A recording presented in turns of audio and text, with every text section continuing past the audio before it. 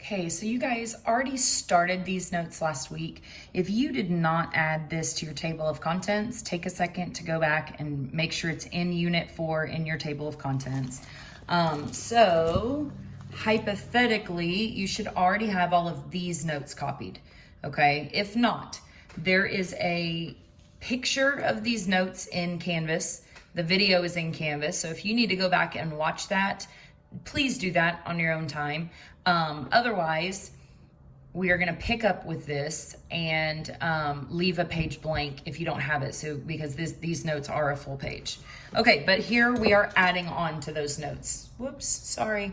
So continuing direct variation, and y'all feel free, pause this if you need to and copy down what's there so far, and then we'll come back and fill it in.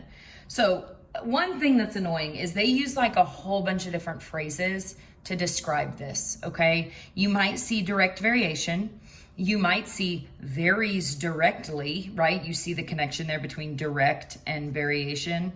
You might also see directly proportional. So all of this wording means the same thing.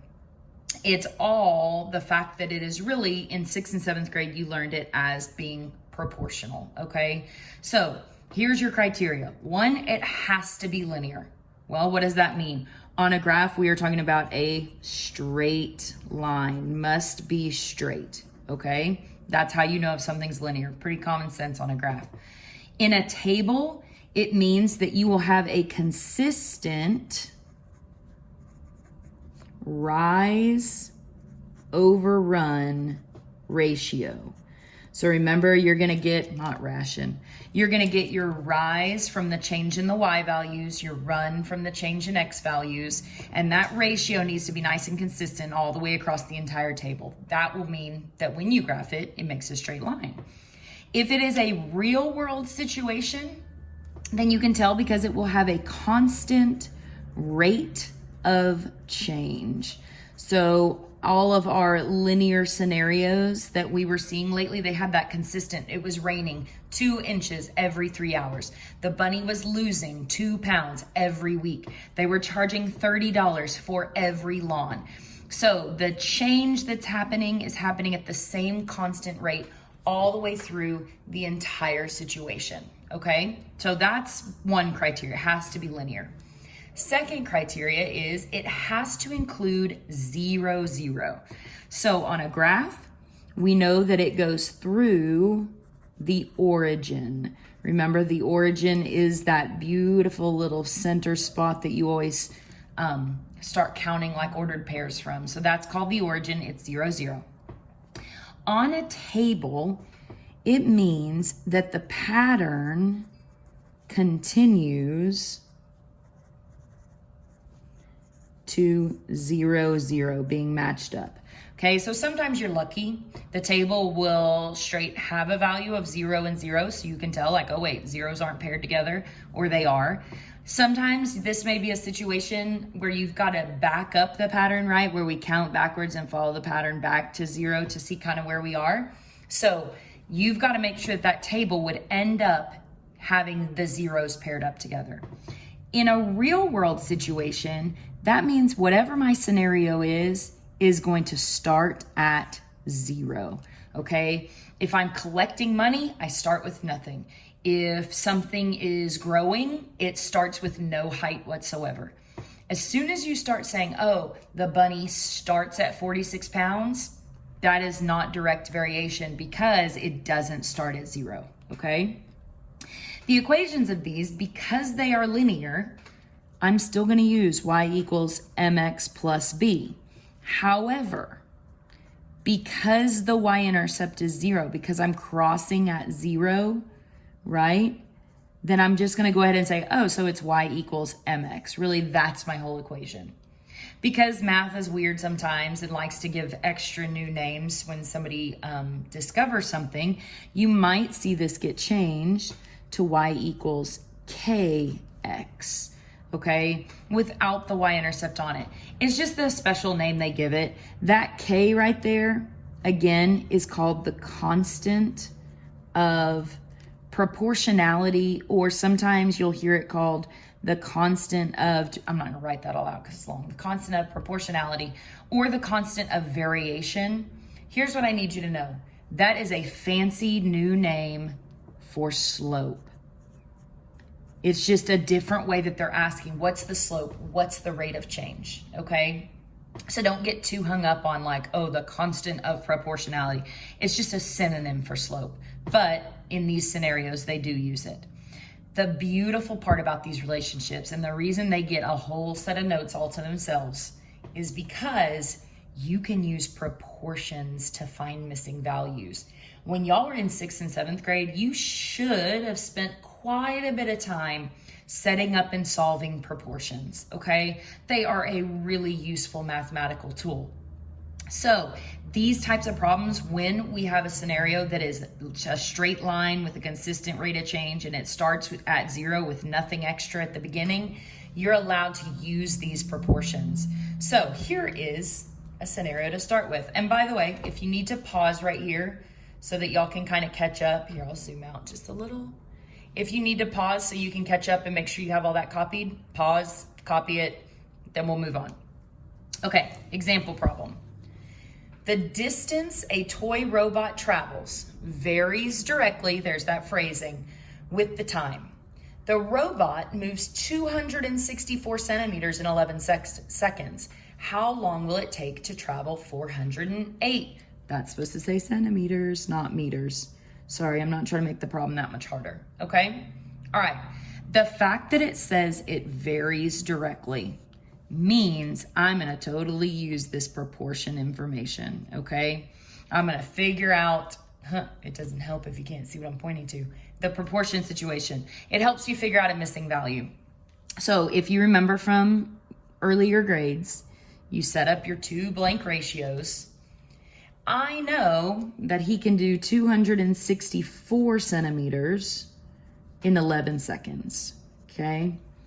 So when I come over here to set up the other half of the proportion, I'm gonna follow that same relationship ratio. So I'm gonna do 408 centimeters over, I don't know how many seconds, okay? Y'all see how that works? So this is how many centimeters he can travel for every 11 seconds. So 408 centimeters for every, I don't know how many seconds it's gonna take. To solve a proportion, you cross multiply. So you can use the calculator on your desk real quick to do 11 times 408. Go ahead, pause it if you need to. 11 times 408 is 4,488. Equals, I'm gonna cross multiply here too. 264 times x is just 264x. So when you were in elementary school or even 6th grade, you probably just said, oh, cross multiply and divide by what's left. Here's why you're doing that.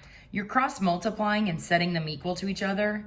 And then really to solve for the missing piece, I would divide by 264. Oh, did that get darker or lighter? Sorry, a cloud just went by. And then divide by 264 here. And again, pick up that calculator, do the division on that. If you need to for the division, remember on the calculator, you can do Control Enter if it happens to work out to be a decimal. This one doesn't. It works out nice and clean. That actually makes 17. So x equals 17. Well, what does that mean? We were asked how long will it take to travel 408 centimeters? So 17 seconds. Okay, we're gonna put a label on there. So proportions make things way easier. Second layer of that question, they may ask, what is the constant of proportionality? Well, I'm gonna use the formula that includes constant of proportionality, which is y equals kx. I do not know what k is, okay? But I do potentially know an x and a y pair for this scenario. So I'm gonna have to think, okay, I know I'm using the 264 and the 11 because they pair up. I mean, I guess technically I could use the 408 and the 17, but I don't know if I trust our work, right? Like use the one that they gave you just to be sure. So 264 and 11, the question is which goes where, right? Well, since y is the dependent variable, and X is the independent variable. I gotta think dependent. Would you say that the centimeters depends on the number of seconds, or the number of seconds depends on the centimeter? Well, usually I'm gonna let it run for 11 seconds and see how far it got, right? So the distance would be dependent upon how much time I let run off. So my Y value that I'm gonna plug in is 264. I do not know what K is, so I'm just gonna leave it a K. I know that my time is 11 seconds. And so then I'm gonna divide by 11, and I end up, on your calculator, do that real quick. You should get 24. So the constant of proportionality, is 24, okay? Another way you can think about this, the constant of proportionality really is just the slope, right? So they're really asking how far it goes for every 1 second, right? That slope, that rate of change, how far it goes every 1 second. So this would mean it's going 24 centimeters every second, right? 24 over 1 if you view it like that. So you have an assignment today practicing this. A lot of the questions are way simpler than what I have just explained here, okay? First off, make sure you get 3 sheets of paper. You should get the answer sheet that looks like this. That is where you will record your work. You should also get 2 pages worth of problem cards, okay? One that has questions 1 through 12, and then another one that goes to 18 at the bottom. You're gonna staple all 3 of these together. They weren't stapled because I forgot to tell the printer to do it, so sorry. But you're gonna look at each question. This is really self-explanatory, okay? Like, okay, if I'm looking at question 1, which table represents a direct variation? Well, I need to go look at all of these tables, and I have to figure out 2 things. Ooh, look how nice this is. 1, which table has a consistent rise and run ratio, right? And has a 0, 0 in the pattern. Well, you will notice none of them have a 0, 0 as is. You're gonna have to do the math to figure it out, okay? And so then once you pick your answer, this is just where you are recording your answers, okay? If you do need to show work and it won't fit on the box, although this really does have quite a bit of space on it, but if it won't, then you're gonna come do it in this box right here, okay? I think the pictures are all readable. Some of them are kind of small, but you guys have pretty good vision, so I think you can see that that's a 10 and a 7, an X, and a 4.2. Okay, so if you're not sure, good luck. No, pick somebody who has better eye vision than you and have them help out, okay? I think y'all can figure it out. All right, good luck. Miss y'all.